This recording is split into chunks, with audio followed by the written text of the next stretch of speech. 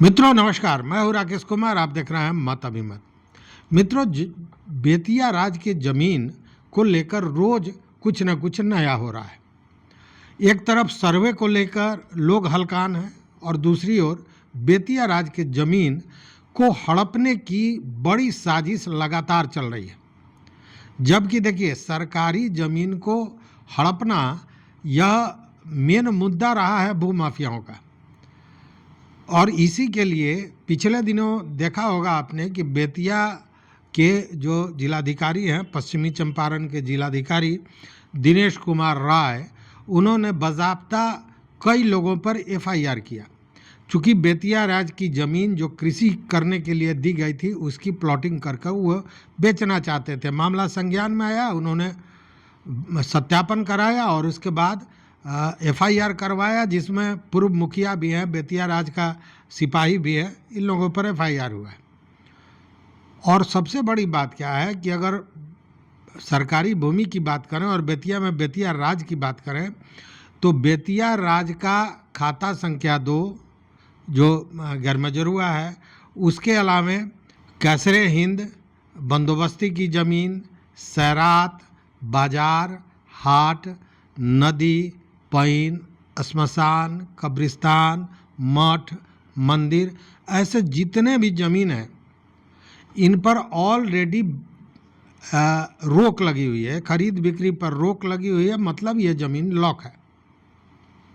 बावजूद भू माफिया मानने को तैयार नहीं है और मिली भगत करके कर्मचारियों के साथ, राजस्व के लोगों के साथ, और लगातार ज़मीन को बेचने खरीदने का काम करते रहे हैं।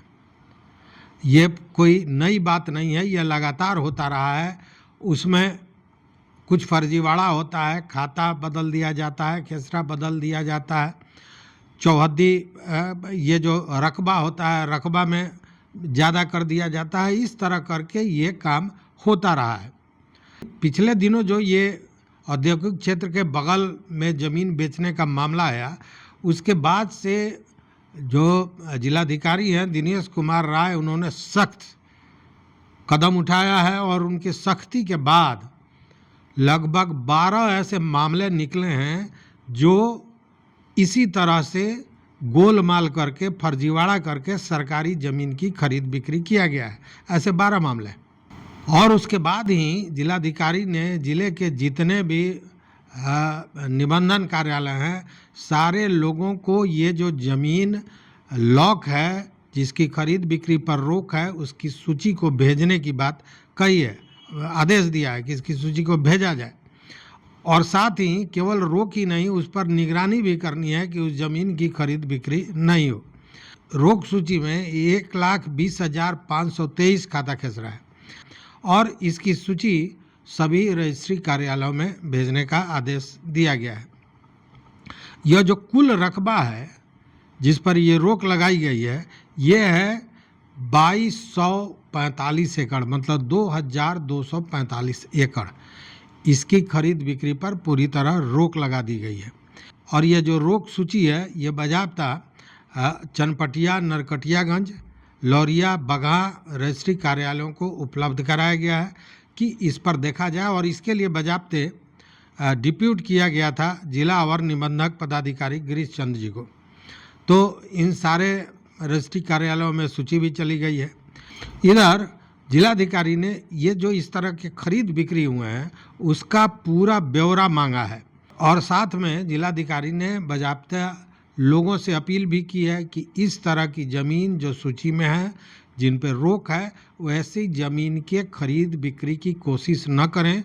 वो सही नहीं होगा, क्योंकि उस पर दंडित किए जा सकते हैं। लेकिन है क्या कि ये जो भूमाफिया हैं, ये करते क्या है, ये बाज़ाब्ते खाता खेसरा बदल देंगे, रकबा कम ज़्यादा कर देंगे जिससे पकड़ में ना आवे। और उसके बाद करते क्या है कि जो रजिस्टर 2 होता है, उसमें भी छेड़छाड़ किया जाता है मिली भगत से। जो राजस्व कर्मी हैं उनसे मिल के और उसमें छेड़छाड़ के बदल के, और तब उसकी रजिस्ट्री कराई जाती है। लेकिन अब ऐसे सभी दस्तावेजों की जांच होगी, इसके लिए भी जिलाधिकारी ने कहा है। 12 मामले पकड़े गए हैं, आप जान रहे हैं, सारे का एक एक दस्तावेज का जांच होगा और दूध का दूध, पानी का पानी आ जाएगा। हालांकि ये जो हेरा फेरी का मामला है, या यूँ कहें कि जो ब्लॉक है, जो रोका हुआ है ज़मीन, जिसकी खरीद बिक्री नहीं की गई है, नहीं करनी है, वैसे ज़मीन की भी खरीद बिक्री होती है, कोई नया मामला नहीं है।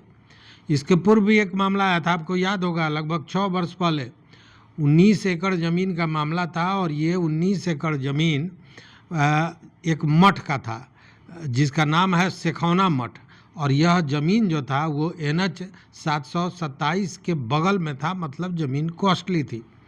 तो बजाब्ते कागज़ों में हेरा फेरी करके और इस ज़मीन की रजिस्ट्री कर दी गई थी और बजाब्ते जमाबंदी भी कायम कर दिया गया था।